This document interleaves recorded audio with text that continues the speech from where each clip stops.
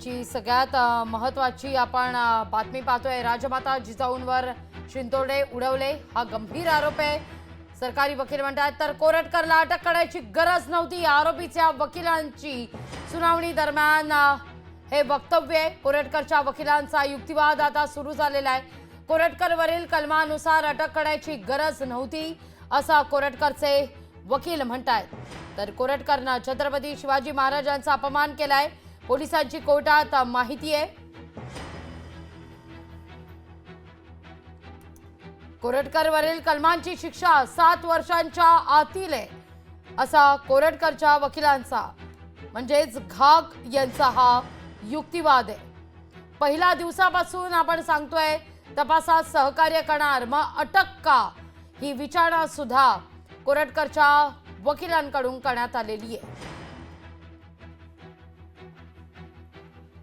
राजमाता जिजाऊंवर शिंतोडे उडवले हा गंभीर गुन्हा आहे असं ॲडव्होकेट सरोदे यांच्याकडून सांगण्यात आलेलं आहे।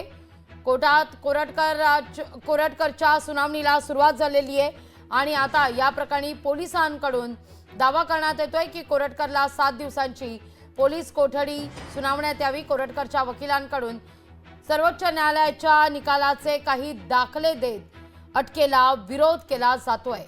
कोरटकरच्या वकिलांकडून सर्वोच्च न्यायालयाच्या निकालाचे दाखले देण्यात आले आहेत।